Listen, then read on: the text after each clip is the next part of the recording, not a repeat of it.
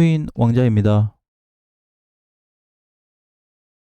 자, 요 글 다 아시죠? 한번 읽어볼게요. 자, 시작. 해산이 높다 하지만 하늘 아래 산이로다.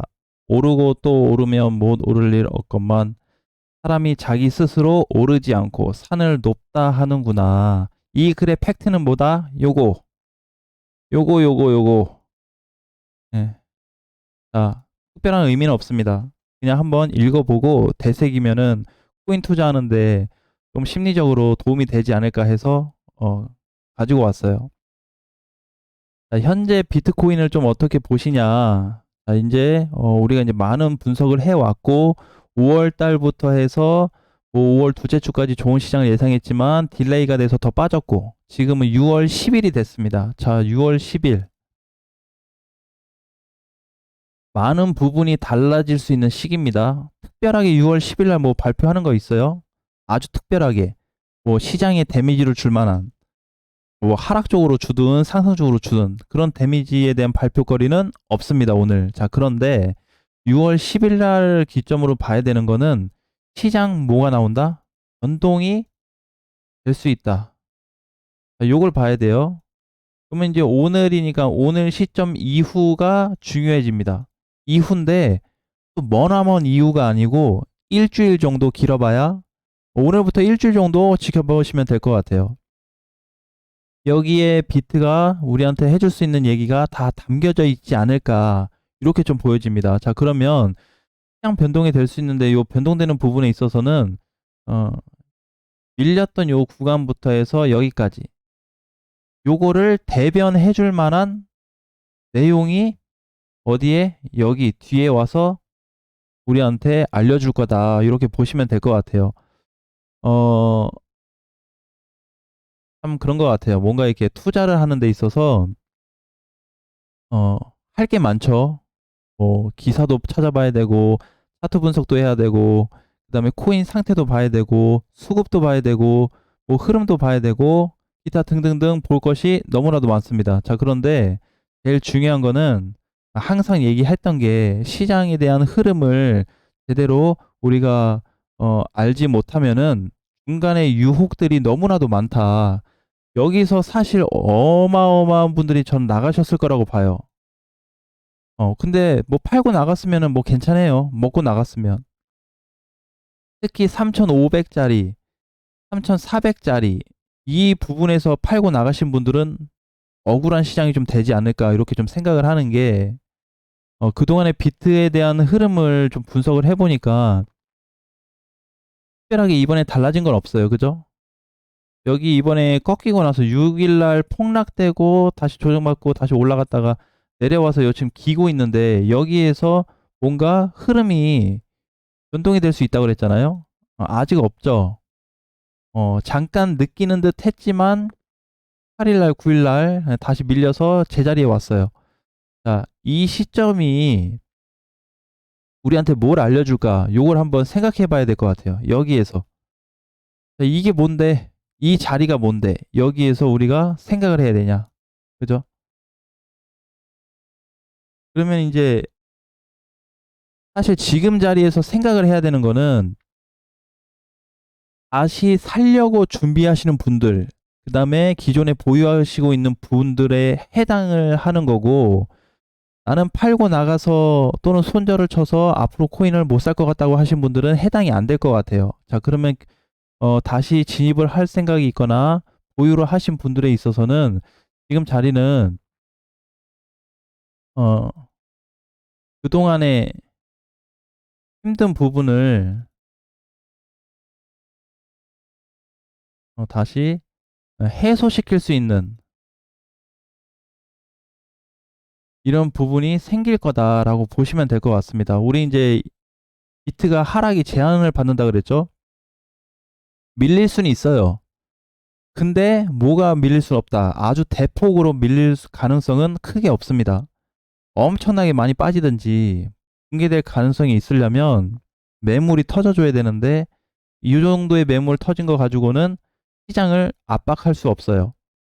자, 그 다음에 앞전에 시장을 들어 올렸었던 요 거래에 대한 부분들을 잘 살펴보셔야 됩니다.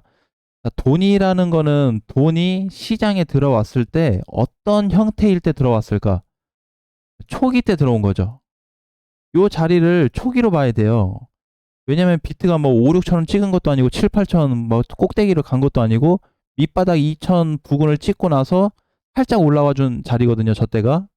밀리면서 다시 돈이 들어왔다라는 거는 돈이 저때 집어넣고 여기서 다시 붕괴해서 빠져서 나간다라고 하는 거는 아직까지는 적절치 않아요. 자, 그 다음에 두 번째로 볼 수 있는 게 지금 최근에 코인들 뭐 상패 얘기, 악재에 대해서 많이 찾아보고 계시는데 그런 거 쫓아다니지 마세요. 실질적으로 안 좋은 거는 시장에서 보시면 돼요. 찾아서 그냥 보면 돼요. 앞으로 이럴 거다 이럴 거다 하는데 그 30개, 2, 30개 코인들 중에서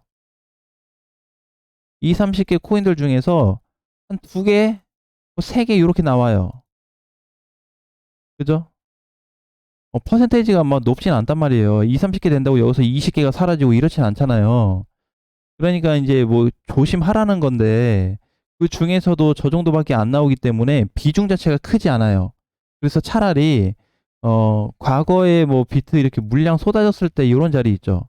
요런 거를 찾든지 요런 코인을 찾든지 아니면은 요런 거를 거르는 작업을 하든지 요렇게 되고 나서 다시 수급이 들어오는 걸 찾는지 그런 게 더 좀 현명하다라고 저는 보거든요.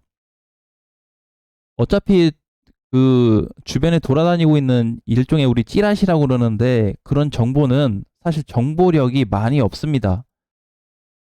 맞을 수는 있겠죠. 하지만 정보력으로 보는 부분이 크진 않아요. 오히려 혼동을 많이 주지. 그죠? 그 코인에 대해서 뭐 팔까 말까 요러는 거를 혼동을 많이 주지 좋은 데이터는 많이 안 준다. 자, 그래서 결론에는 이제 뭘 얘기를 하려고 하는 거냐면 지금까지 잘 기다리셨다면 조금만 더 지켜보자라는 말씀을 드리고 싶어요.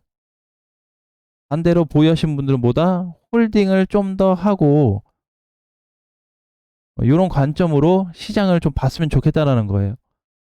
어, 이제 이게 보게 되면 6월 8일 날 조정, 어제 조정, 오늘도 조정이에요. 옆으로 행보세인데 행보에 대한 값이 그냥 뭐 일정하게 뭐 나와주고 있고요. 만약에 눌린다 그래도 많이 빠져봐야 요 정도, 요 선에서 왔다 갔다 할 가능성이 있고, 요거 아니면 횡보란 말이에요. 그런데 돌파 기준으로 봤을 때 어느 일정 구간이 뚫리게 돼버리면 여기서부터는 시세 전환이 생각보다 크게 올 수 있습니다.